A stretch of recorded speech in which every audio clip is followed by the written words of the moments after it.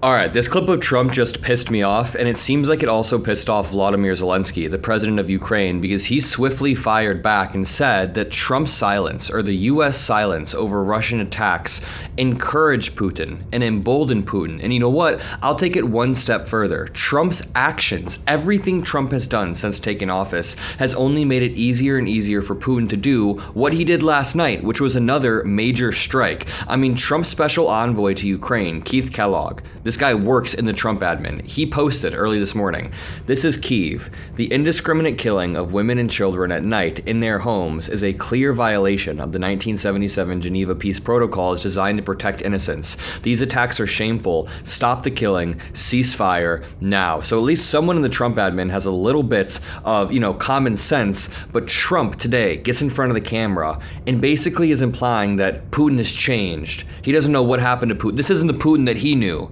The Putin that he knew and loved would never do this. It's the most absurd thing I've ever heard coming from the US president in a clearly demented state. To all the Trump supporters that are watching my videos and leaving troll comments, at least listen to the words coming out of my mouth, because I was having a cozy hotel room night. I was about to start watching a movie when I saw this clip of the president spewing Russian propaganda, and I was like, I have to open my laptop and make a video about this. So by the way, drop a like. Make sure you subscribe below to help keep the mission going, to join the crew.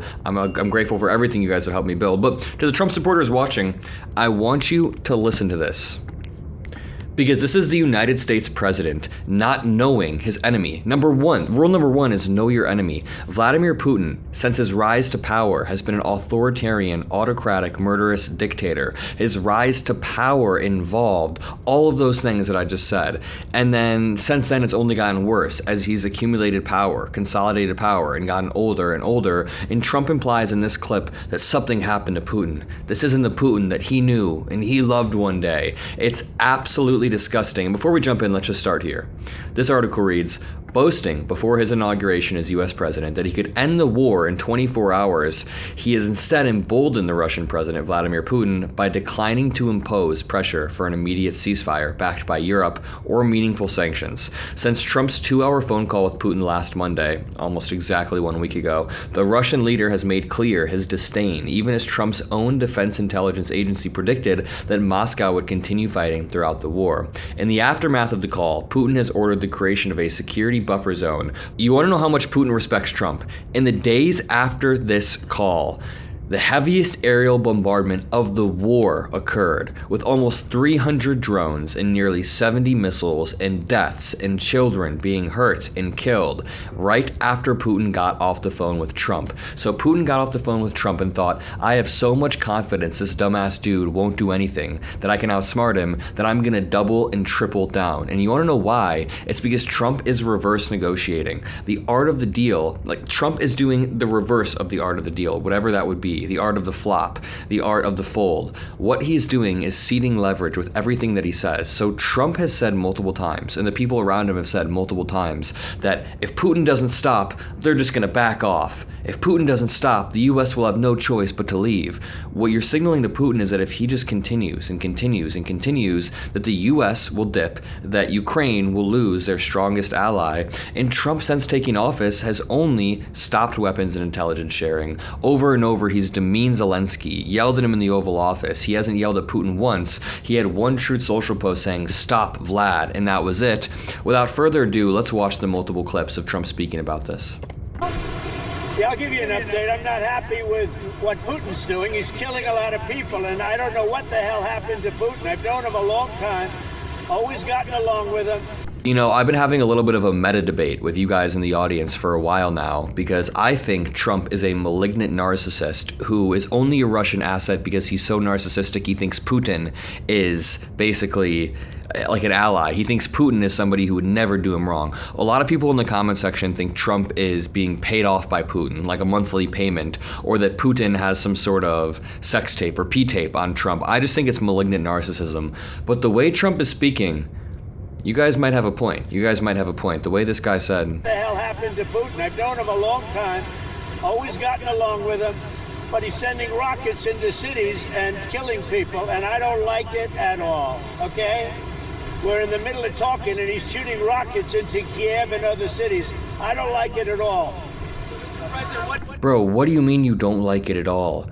That's what you have to say? This dude called Zelensky a dictator and disrespectful, and he was just demeaning and yelling at Zelensky for way less. Zelensky didn't do anything.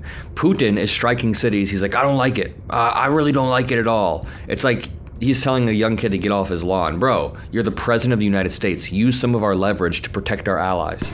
We're in the middle of talking, and he's shooting rockets into Kiev and other cities. I don't like it at all. President, what do you want to do about that? I'm surprised. I'm very surprised. We'll see what we're going to do. Trump clearly doesn't know his enemy. He doesn't know the first thing about Vladimir Putin. Again, Vladimir Putin's rise to power was predicated on killing, on being deceitful and murderous, being an authoritarian dictator. And this was in 2000. This was in the 90s. Now, Vladimir Putin has consolidated power, is literally launching full-scale invasions of his next-door neighbor in a Hitler-esque way, and Trump is yelling like a grandpa saying, get off my lawn. What am I going to tell you? You're the fake news, aren't you? You're totally fake. And then he attacks the news, like Putin would attack the news. Brother. All right, any other questions? I don't like what Putin is doing. I have a question. Why is our president such an idiot? Even a little bit. He's killing people. And something happened to this guy, and I don't like it. I'm sorry, but I wish we had the sleepy guy again. At least the sleepy guy kept a steady hand and kept Putin frozen out of the global order. He didn't concede anything to Putin, and here's Trump attacking them more. Iran talks. I can't tell you what's going to happen tomorrow. I can tell you the Iran talks have been going very well. And I'd love that to happen, because I'd love to see no bombs dropped and a lot of people dead. I really would like to see that happen, and I think there's a good chance that it could happen. Bro, when? You said that a while ago. We would like to see that happen as well, but that means you use your leverage and you apply pressure to Vladimir Putin. It's insane the way this administration is so uncoordinated and incompetent. No wonder they can't negotiate anything. Again, I say this all the time, and you guys may be sick of this. I have a lot of different illustrations that I use to talk about this, but when you're trying to gain leverage over someone, to win a negotiation, you have to give them things. So here's the thing. Right now, Russia does have leverage. Say this is Russia, this is Ukraine. Russia has more territory. They have more people they can throw into the grinder, and they're willing to do that. Ukraine can get leverage through U.S. funding, U.S. military aid, NATO guarantees, security guarantees, more weaponry. There's so many ways to give Ukraine leverage, but what Trump has done is he's removed leverage. He's removed weapons, intelligence sharing. He's actually conceded that the U.S. will give up soon. He's conceded that Crimea will never be won over. He's conceded that Ukraine will never join NATO. He's conceded basically everything while not getting anything in return. And this brings me on to Zelensky saying the U.S. silence over Russian attacks are encouraging Putin, which they are. Ukraine's President Volodymyr Zelensky has alleged that the U.S.'s silence after recent Russian attacks is encouraging President Vladimir Putin following Moscow's largest aerial attack yet. The overnight attack saw Russia fire 365 drones and missiles, the highest number in a single night since Putin launched the full-scale invasion 3 years ago. At least 12 people, including 3 children, were killed and dozens more injured in widespread strikes across Ukraine. They came a day after one of the heaviest assaults on the capital, Kyiv, in months. U.S. President Donald Trump reacted late on Sunday by telling reporters, "I'm not happy with what Putin is doing. He's killing a lot of people."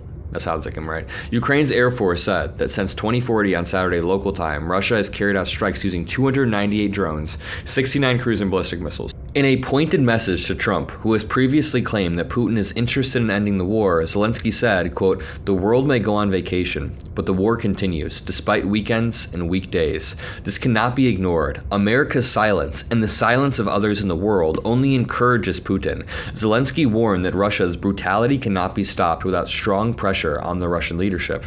Trump's first comments on the latest strikes, which we listened to, he said, "I'm not happy with Putin." It's just absolutely insane to me that Trump is such an absolute blithering idiot. And the thing is, Zelensky's right. If you want to stop Russian authoritarianism and Russian aggression, you have to stop it now, before they accidentally hit a NATO country, before they make their way into Europe, and it actually does start World War III. I'm going to leave it there. Again, I'm in my hotel room. I'm going to chill out for the rest of the night. If you appreciate these videos, drop a like, subscribe, share this around. I'll see you all in the next one. I'm eternally grateful, and we'll continue to build this out. Love you all. Peace out.